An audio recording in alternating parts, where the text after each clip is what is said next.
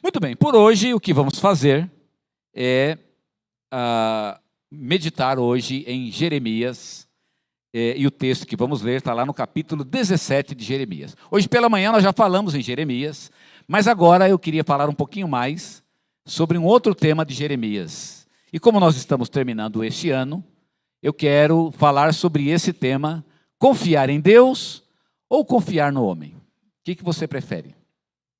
É uma boa pergunta essa, né? O que você prefere, confiar em Deus ou confiar no homem? Nós vamos usar esse texto que está ali, Jeremias 17, capítulos 5 e 7. Embora o nosso texto, ele vai abordar também os versículos 6 e 8. Então nós vamos ler Jeremias capítulo 17, versículos 5 a 8, tá bom? Para ajudar, eu coloquei lá na transparência, que vai aparecer aqui, sou eu que controlo, não é? Vamos lá? É esse aqui? Não é? Vamos ver aqui. Ou é esse aqui? Não. Tem vários botões aqui. Muito bem, irmãos. O negócio está... Vamos fazer o seguinte. Agora deu? Agora vai? Vamos testar aqui. Não deu? Vai ser vocês mesmo, não tem problema não, tá bom? Então vamos lá. Esse é o texto que a gente vai ler nessa noite. Jeremias capítulo 17, versículos 5 a 8. Tá certo? É um texto bem famoso, todo mundo conhece esse texto, ou já passou por ele, ou já ouviu sendo citado. E nós vamos lê-lo, portanto, nessa noite. Vocês vão acompanhar a minha leitura, e daqui a pouco eu quero fazer um negócio diferente aqui, e a gente vai testar aquelas coisas que geralmente que a gente improvisa e nunca dá certo, né? Mas daqui a pouco, vamos deixar para daqui a pouco. Vamos ler o texto aqui primeiro, que diz assim: assim diz o Senhor, maldito é o homem que confia no homem, que faz da carne mortal o seu braço, e aparta o seu coração do Senhor. Porque será como o arbusto solitário no deserto, e não verá quando vier o bem. Antes, morrerá nos lugares secos do deserto, na terra salgada e inabitável. Bendito é o homem que confia no Senhor, e cuja a esperança é o Senhor. Porque ele é como árvore plantada junto às águas, que estende as suas raízes para o ribeiro, e não receia quando vem o calor. Mas a sua folha fica verde, e no ano da sequidão não se perturba, nem deixa de dar o seu fruto. Amém? Vocês viram aí que o texto faz uma antítese, né? Uma contradição entre o homem que confia no homem e o homem que confia no Senhor. Vocês podem perceber que as duas primeiras partes, elas falam sobre o homem que confia no homem, e as duas últimas partes falam sobre o homem que confia no Senhor. Nós vamos aprender nessa noite, obviamente, que não devemos confiar no homem, mas devemos confiar no Senhor. Antes de iniciarmos, já que estamos falando em confiar no homem e confiar no Senhor, eu queria orar com uma família, a família da Simone. Venha cá vocês aqui, rapidinho. A família da Simone é uma família muito abençoada. E nesse Natal eles sofreram uma tentativa de assalto, a mão armada, inclusive, mas estão aí para testemunhar que Deus é um Deus protetor. Esse é um grande exemplo de que nós devemos confiar no Senhor. Nós não podemos confiar no homem, porque vocês já viram o que o homem faz, não é? Os bandidos que estão por aí à mão armada, eles não são muito piores do que a média das pessoas, porque o pecado faz isso com as pessoas. É por isso que devemos confiar no Senhor acima de todas as coisas, tá certo? Eu quero que você abaixe a sua cabeça, nós vamos orar nesse momento, inclusive por essa família. Senhor, nós agradecemos ao Senhor, ó Pai, pela vida dos nossos irmãos que passaram por uma experiência difícil nesse final de ano, bem no dia de Natal, um dia de festa, Senhor, ao encerrar as suas festividades, no seu retorno para casa tiveram esse desprazer, mas o Senhor esteve com eles, os abençoou, os protegeu, e se cumpriu na vida deles o que promete a Tua palavra, de que o Teu anjo acampa-se ao redor daquele que teme e que ama ao Senhor. Obrigado por isso, ó Deus, por essa verdade, obrigado por essa família. Eu sei, ó Deus, que os perigos ainda continuam lá. E não são apenas os perigos dos ladrões, os perigos dos homens maus deste mundo, ó Pai, que vêm para tirar os nossos bens. Antes fosse esse o problema, ó Pai, mas Nós sabemos que há muitos outros perigos que rondam essa família e que rondam todas as nossas famílias. E clamo ao Senhor, protege, ó Deus, a união dessa família e das nossas famílias de todos esses perigos, Pai. De tudo aquilo que Satanás vai colocar no nosso meio para tentar destruir a nossa união, para tentar tirar o nosso amor, para fazer um se voltar contra o outro, ó Pai, para minar, Senhor, o relacionamento familiar e, por fim, destruí-lo, para que, destruindo-o também, ele possa destruir as nossas vidas. Senhor, tenha misericórdia de nós, protege-nos e continue protegendo a todos nós, e hoje de forma muito especial, protegendo a vida dessa família, guardando-a para Ti mesmo, para a Tua glória e para a Tua presença, Senhor, o dia que o Senhor convocá-la para estar contigo. Que Teu nome continue sendo glorificado na vida deles e em nossas vidas e em nossas famílias. Clamamos assim no nome do Senhor Jesus. Amém. Amém? Amém. Que Deus abençoe vocês, Simone e família. Que Deus abençoe, viu? Amém. Muito bem, irmãos. Voltemos então para o nosso texto. Nós falávamos de Jeremias capítulo 17. Deixe-me abrir aqui. Eu acabei de ler o texto aqui com vocês, mas eu queria fazer um negócio um pouco diferente aqui. Não sei se vai dar certo ou não. Eu tenho quase certeza que não vai dar muito certo. Mas vamos tentar assim mesmo. Tá certo? A gente só vai saber se tentar, não é? A liberdade, ela pressupõe o direito de errar, né? Se Deus nos deu a liberdade, está implícito na liberdade o direito de errar. Você só não tem o direito de não tentar, tá certo? Que é o seguinte, como esse texto ele faz uma antítese entre o homem que confia no homem e o homem que confia no Senhor, a gente vai ler o texto quebrado. Vai ter a parte do homem que confia no homem e a parte do homem que confia no Senhor, tá certo? E a gente vai ler uma parte de cada vez, ao mesmo tempo, como se fosse emendando as duas. Então, por exemplo, a gente vai ler, maldito o homem que confia no homem. E depois a gente vai ler em seguida, bendito é o homem que confia no Senhor. E aí, a partir daí, a gente vai, uma parte do homem que confia no homem e uma outra parte do homem que confia no Senhor. A gente vai dividir entre homens e mulheres, tá certo? Os homens vão fazer a parte do homem que confia no homem. E as mulheres vão fazer a parte do homem que confia no Senhor. Tá bom? Acho que eu estou devendo isso para as irmãs, não é? Estou me sentindo em débito, por razões que eu não vou comentar agora. Enfim. Mas está aqui. Vamos para a próxima slide.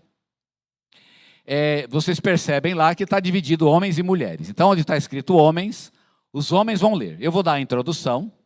E os homens vão ler. Irmãos, a leitura vai ficar quebrada, porque a gente vai ler um trecho do homem que confia no homem, e em seguida um trecho do homem que confia no Senhor.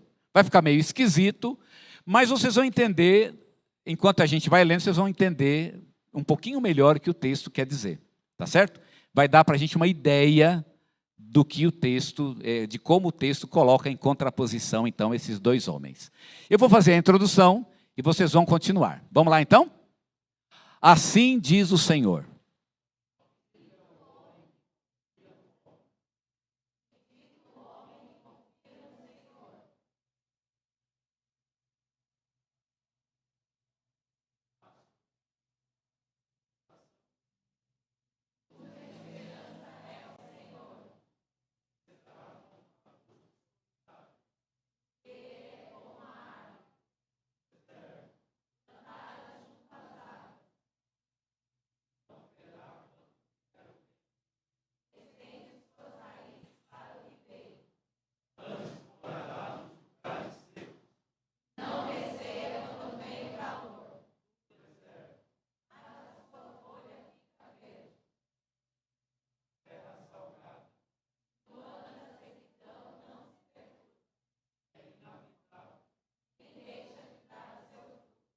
Amém? Que coisa bonita. Deu para entender a ideia do texto? A gente ficou meio quebrado, mas deu para perceber nitidamente que ele faz uma contraposição entre o homem que confia no homem e o homem que confia no Senhor. O nosso estudo dessa noite, a nossa mensagem é exatamente essa. Vamos tentar entender então o que é o homem que confia no homem e o que é o homem que confia em Deus. Vamos lá então? O próximo slide aí. Confiar no homem ou confiar em Deus?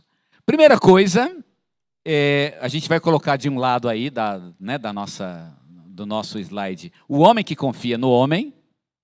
Vamos lá. E do outro lado, o homem que confia no Senhor. Primeiramente, o texto diz que o homem que confia no homem faz da carne o seu braço. Está lá?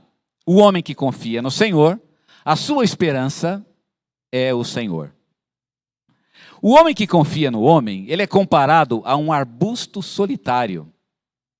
E o homem que confia no Senhor, ele é comparado a uma árvore.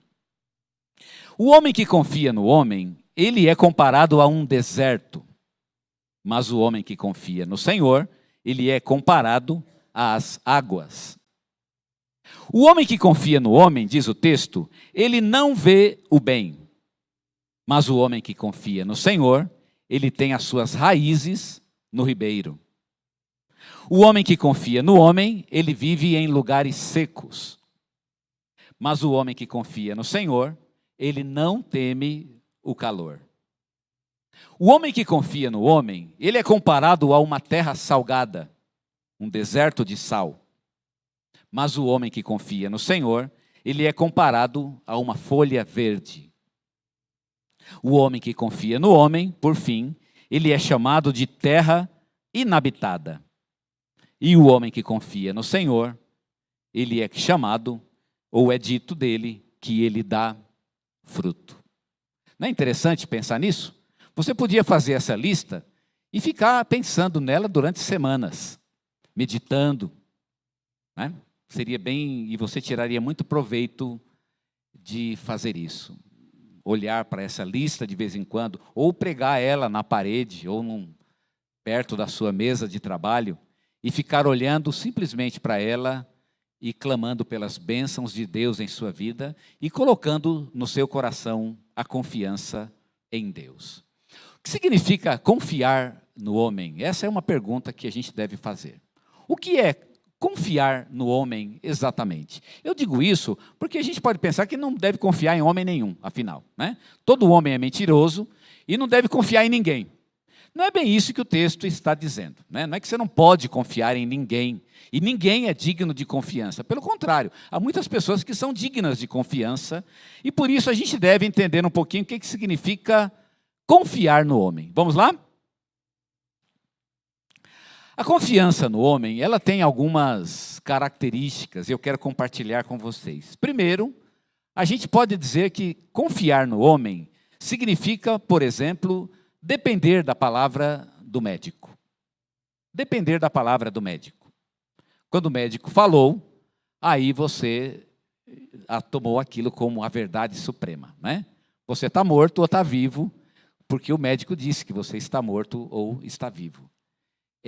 Isso significa confiar no homem. Nenhum médico tem a última palavra sobre nada em aspecto algum de nossas vidas.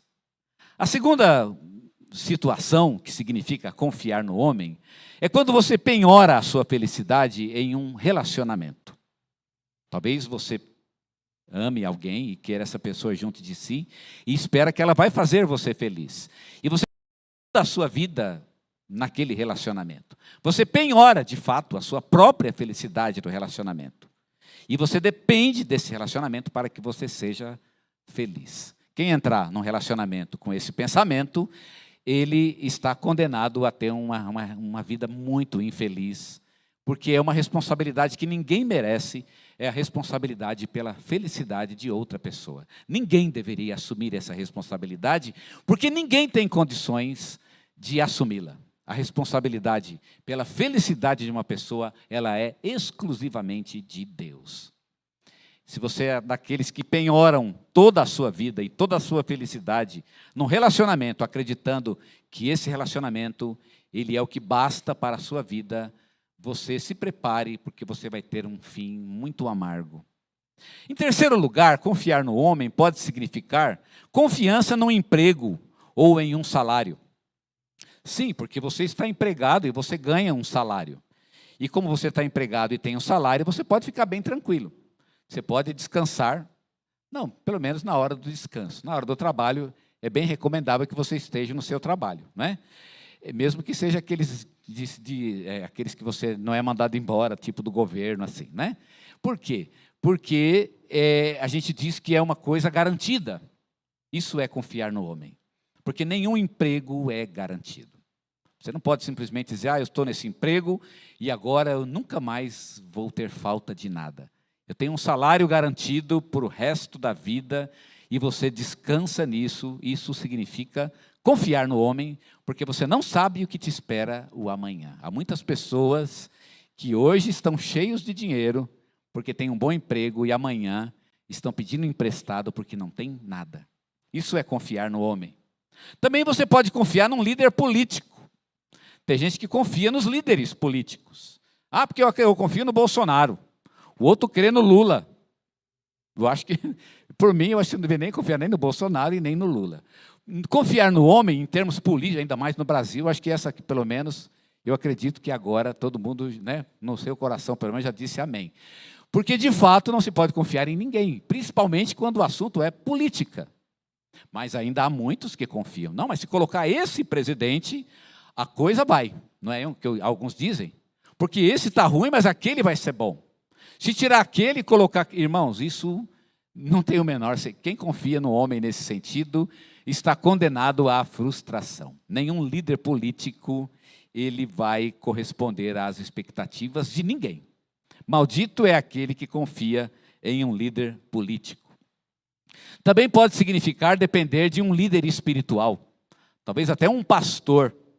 Há pessoas que confiam muito nos seus pastores, né? E o veem como uma pessoa, de certa forma, iluminado, ou alguém especial que Deus colocou na terra para, de alguma forma, ser um intermediário até entre ela e Deus, quem sabe, não sei, né? Um tipo de vigário de Deus. Irmãos, essa posição de vigário de Deus, ela é muito cruel e nenhum ser humano deveria assumi-la.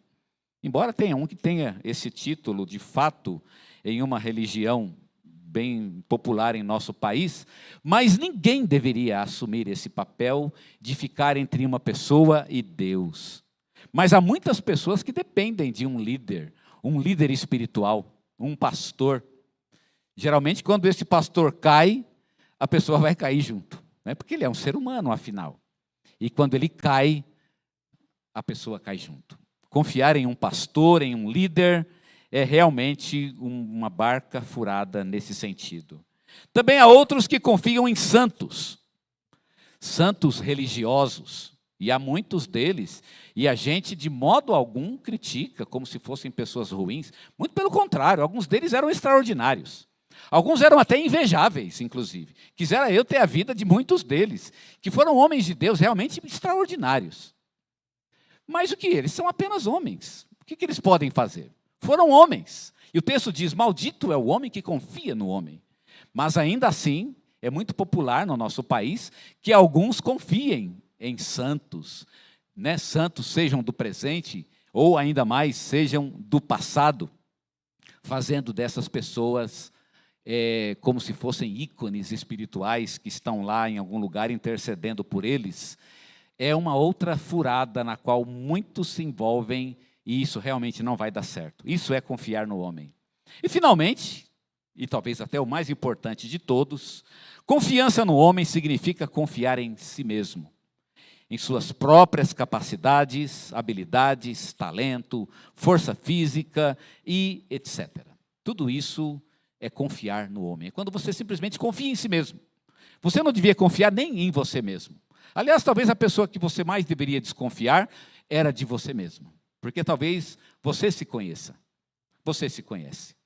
Eu nunca me esqueço que eu estava comentando com alguém, nem faz muito tempo, inclusive, falando do seu filho. Pastor, minha filha, na verdade, né? Minha filha, ela está virando adolescente, e sabe como é o adolescente, né? Os irmãos já sabem como é que é a grande tribulação.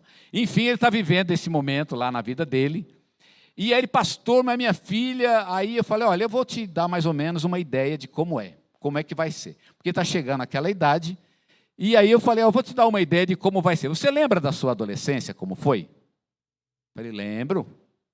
Pois é, vai ser mais ou menos daquele jeito. Pastor, Deus me livre. Não pode, alguém. Então vou prender essa menina, não pode ser igual eu. Irmãos, é exatamente isso, né? Ele entendeu que ele não pode confiar em si mesmo. Ah, se ele pudesse dizer isso para sua filha, né? Filha, eu fui adolescente que nem você, e hoje eu sei que eu não posso confiar em mim mesmo. Mas talvez ela era muito jovem para entender essa mensagem. Irmãos, quem de nós pode confiar em nós mesmos? Talvez você seja a pessoa que mais possa dizer que não pode confiar em si mesmo. Não posso depositar em mim mesmo confiança em sentido algum na minha vida, que eu seja total, completa e absolutamente dependente de Deus. Vamos então entender, já que sabemos o que significa agora confiança no homem, vamos entender por que então não podemos confiar no homem e por que devemos confiar no Senhor. Vamos lá? O primeiro motivo pelo qual nós devemos confiar no homem, aliás, não devemos confiar no homem, mas devemos confiar no Senhor, é porque o homem não tem condições de fortalecer a nossa vida. Você quer ficar mais forte? O homem não tem condições de fazer isso. O homem não tem capacidade para isso. O texto que nós acabamos de ler, ele fala que o homem é um arbusto. Ele é um arbusto. Por que um arbusto? A palavra arbusto na Bíblia, ela simboliza a fraqueza. Porque o arbusto é aquilo que está ali, é uma pequena vegetação que logo ela se seca e acaba. É diferente de uma árvore, por exemplo, né? A árvore aqui é comparada ao homem que teme ao Senhor e que confia no Senhor, a árvore ela fica firme, ela fica forte. O arbusto não, o arbusto é fraco. Você passou por lá, ali estava o arbusto. Quando você voltou, ele já não existe mais. Uma árvore não, você passa e ela está ali. Você passa daqui 5 anos, ela ainda está lá, mais forte ainda. Daqui 10 anos, ela está mais forte. Daqui 100 anos, ela está ainda mais forte do que antes. Você pode passar e ela ainda está lá. A árvore é forte, o arbusto é fraco. Quem confia no arbusto, ou seja, quem confia no homem, vai ficar fraco. Vai ficar fraco. Você vai enfraquecer. A confiança no homem nos torna fracos, mas a confiança em Deus, ela fortalece a nossa vida. É por isso que se você confia no Senhor, você fica forte e tudo em você fica forte. Tua família fica forte. O teu relacionamento com o teu patrão fica forte e daí o teu emprego fica forte também. Quando você confia no Senhor, a tua igreja fica forte, porque você confia nele. E os seus relacionamentos com seus irmãos também se fortalecem em todos os sentidos. O Senhor nos fortalece e nos deixa mais firmes. E quando vêm as tempestades da vida, quando vêm as ondas para nos destruir e para destruir o nosso mundo, elas não vão destruir, porque o Senhor nos fortaleceu. É como se tivéssemos uma casa sobre a rocha, para usarmos aqui o termo que o Senhor Jesus usa. E quando vêm as tempestades, a casa fica firme. É esse aquele que confia no Senhor. Você não pode confiar no homem porque o homem é arbusto. Mas pode confiar no Senhor. Porque quem confia no Senhor é como árvore. Esse é o primeiro motivo pelo qual podemos confiar no Senhor. O segundo motivo que o texto nos dá para confiarmos no Senhor e não no homem, é que as provisões do homem são temporárias, mas as provisões de Deus são eternas. O homem não tem condição de prover durante muito tempo. Eu não sei quanto dinheiro você tem, mas um dia esse dinheiro vai acabar, penso eu. Acho que ninguém tem tanto dinheiro que o dinheiro não acabe nunca, né? E se uma pessoa, se isso existe mesmo no mundo, é uma minoria, digamos, é um ou outro, se é que isso existe. Lembra do Eike Batista, né? Que foi um dos homens mais ricos do Brasil, né? Vocês sabem o que aconteceu com ele. Irmãos, as provisões dos homens têm limite. Todo homem tem limite. E toda mulher também. Às vezes os maridos precisam saber disso, né? E as esposas também precisam saber. Talvez as esposas até mais do que os maridos, né? Porque a mulher ela é um pouco mais frágil, emocionalmente falando, né? Frágil não significa fraca, tá bom? Só para explicar aqui. Às vezes o frágil é até mais forte, inclusive. Um computador hoje é mais frágil do que era um computador há 20 anos atrás. Tá certo? 20 anos atrás o computador caía, se levantava e ele funcionava. Hoje em dia, se ele cai no chão, é tudo muito frágil. As peças são muito frágeis, o que não significa que ele seja mais fraco do que era há 20 anos atrás. As mulheres são mais frágeis e, por isso, se o homem começa a falar muito alto, ela já começa a chorar. Não é assim que funciona? Aí ela percebe que se ela fala alto, o homem não chora. Aí eu posso, e aí pronto, ela, né, deita e rola. Ah, você não sei o quê. Por quê? Porque ela percebe que o homem, parece que ele aguenta, né? Mas as provisões acabam. Chega uma hora, ninguém tem recurso ilimitado. Isso faz parte da natureza humana. Chega uma hora que a gente abre o bico, simplesmente. Não aguenta, eu não aguentei. Eu aguentei até um ponto, mas chega um momento que você não aguenta. Irmãos, isso é do ser humano. Ele tem limite. As provisões acabam. E é por isso que o homem no texto, ele é comparado a um deserto. Por que um deserto? Porque no deserto ele é o símbolo da carência. Os animais do deserto, eles vivem caçando alimento. Como é triste, né? Já viu cobra? Eu já vi reportagens a respeito dos animais do deserto. Eles se escondem dentro da areia e qualquer movimento eles vêm à tona. Porque eles precisam de qualquer comida que apareça. Porque não tem comida no deserto. Todos eles são muito carentes. Na época da seca, os animais, eles são carentes da comida. É diferente daquele que vive junto às águas do ribeiro. O ribeiro é o símbolo da provisão permanente. Junto às águas do ribeiro, é como se uma árvore tivesse com as suas raízes no subsolo e elas encontrassem um ribeiro e dali elas extraíssem permanentemente a sua fonte de vida. Aliás, essas águas são chamadas por Jesus Cristo de águas vivas, que ele comparou ao Espírito Santo que habita em nós. Essas são as águas das quais nós extraímos a nossa força. O homem que confia no Senhor, ele tem provisão permanente. Permanente. Você confia no seu marido, mas ele não aguenta tudo. Então é melhor confiar no Senhor. Você pode confiar na tua esposa, mas ela não aguenta tudo. Você tem que confiar no Senhor. É para Ele que você volta. E quando você volta a Ele, você pode ter dEle toda a provisão para a sua vida. E as provisões de Deus são ilimitadas. Não acabam nunca. É permanente. Você sempre vai receber de Deus tudo que você necessita para a sua vida. Deus é rico o suficiente para nos dar essa bênção e para suprir nossas carências. O terceiro motivo, a terceira questão que o texto coloca, para contrabalancear aqui o homem que confia no homem e o homem que confia em Deus, é que o homem não suporta longos períodos de aflição. Deus, pelo contrário, nunca nos abandona. O homem não aguenta muito tempo. Quando vem a aflição tem que ter um tempo limitado, porque ele não vai suportar a aflição por muito tempo. O texto diz, não vê o bem. O que significa não ver o bem? Significa que o homem que vive sem Deus, ele não vê o bem. E simplesmente ele vive uma aflição constante. Ele vai viver uma constante aflição. Mas o outro, o que confia no Senhor, ele não tem medo do calor. Por que não tem medo do calor? Significa que ele pode confiar em Deus, porque Deus nunca o abandona. Deus está com ele. E quando vem o período da aflição, Deus passa o período da aflição juntamente com ele. Ele pode confiar em Deus, porque Deus está lá mesmo nos momentos da aflição. Há pessoas que se cansam, não é verdade, da aflição dos outros. Eu já vi muita gente falar, eu estou cansado de ver esse cara chorando. Eu só vou lá para ver ele chorando. Já não aguento mais. Cansou, né? A aflição cansou. É melhor você, vai falar com Deus, né? Deus nunca vai dizer, olha, estou cansado da sua choradeira. Ele não vai fazer isso. Lá em Tiago fala que devemos lançar, o Senhor, ele não lança em rosto. É o que ele diz. O que ele não lança em rosto? Não lança em rosto a nossa própria limitação, nossa própria fraqueza. Deus podia dizer isso. Ah, Senhor, eu estou aqui de novo, tal, chorando, né? Mas eu falei para você, não, Deus não lança em rosto. É isso que significa. Ele não lança, ou seja, ele não fica criticando você. Vamos ouvir o que você tem para dizer. Deus nos ouve, nós podemos confiar nele. No período da aflição, Deus ele passa pela aflição juntamente conosco. E ele é o único que vai fazer isso, irmãos, o único. Porque há uma lei no sentimento. Toda dor tem que acabar um dia. Toda dor. Não existe dor que possa durar eternamente.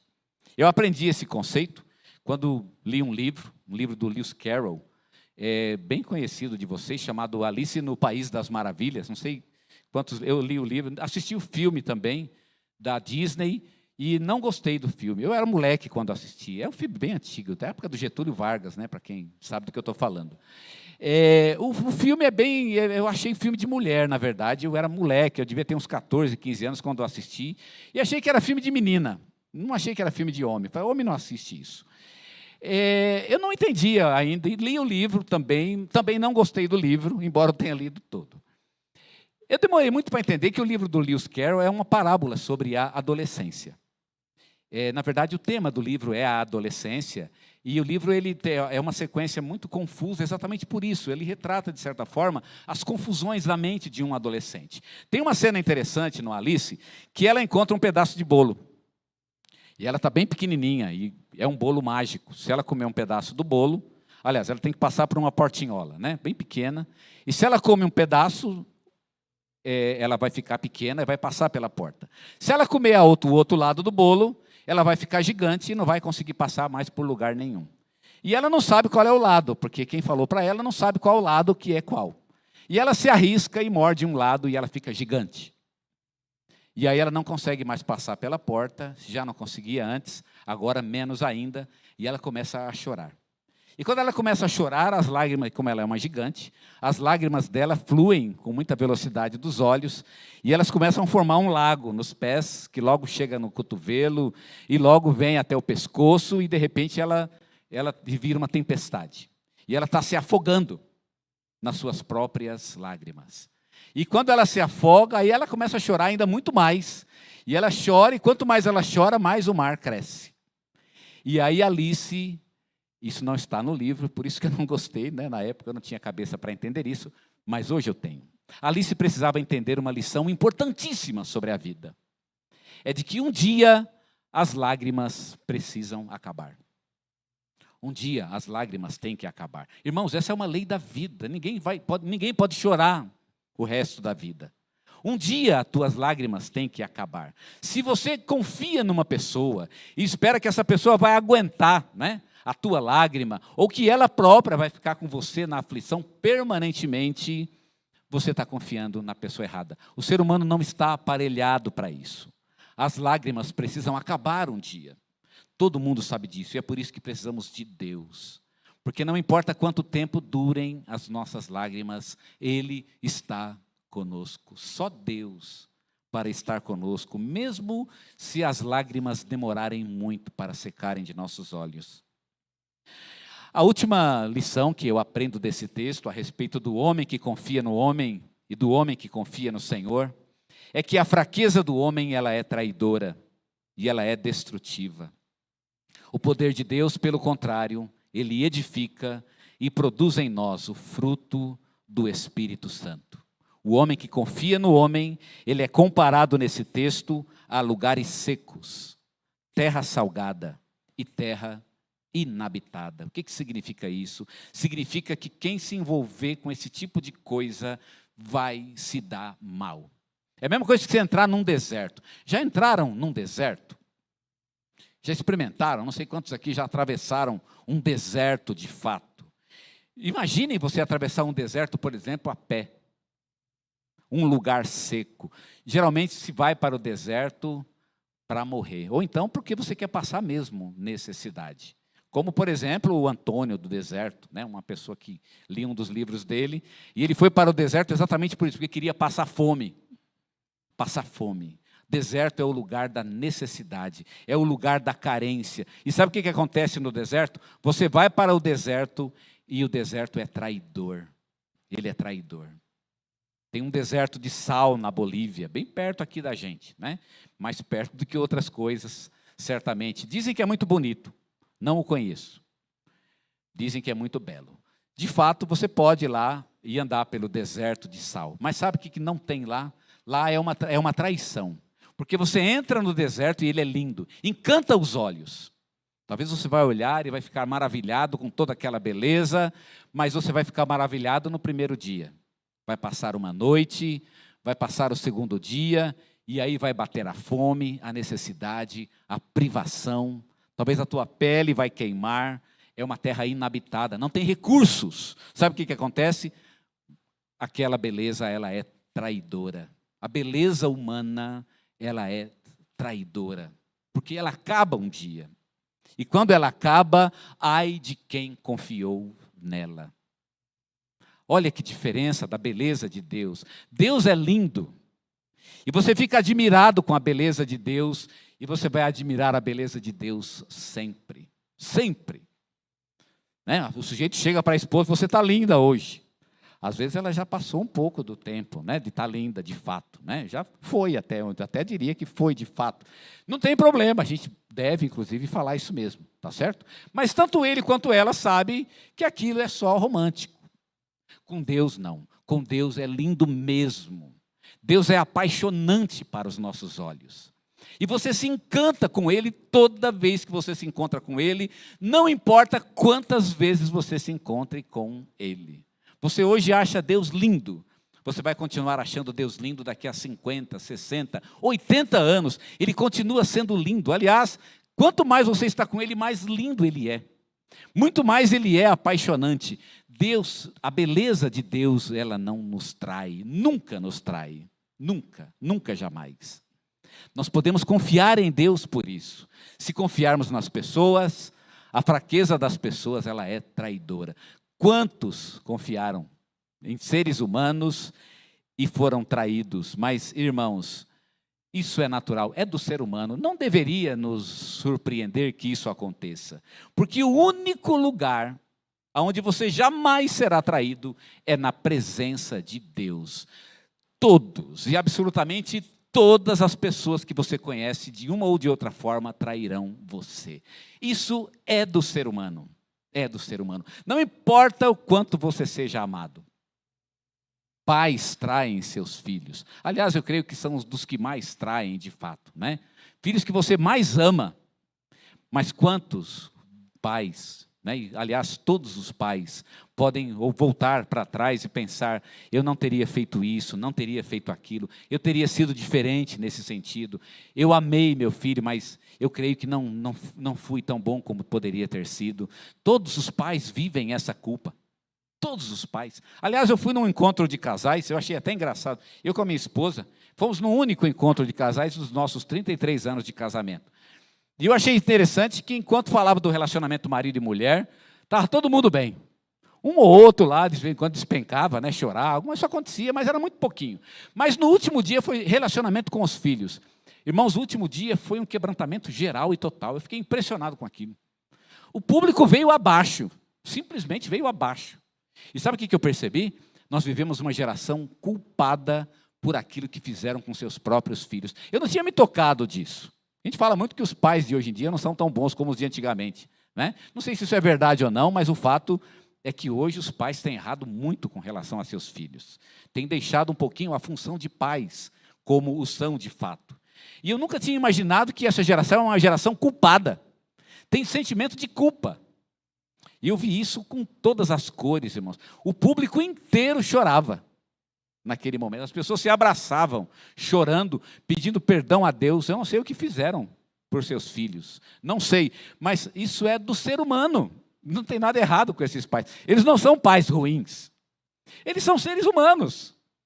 E é por isso que nós precisamos confiar em Deus. Quem confia no homem está predestinado a se dar mal. E é por isso que podemos confiar em Deus. A fraqueza do homem, ela nos destrói.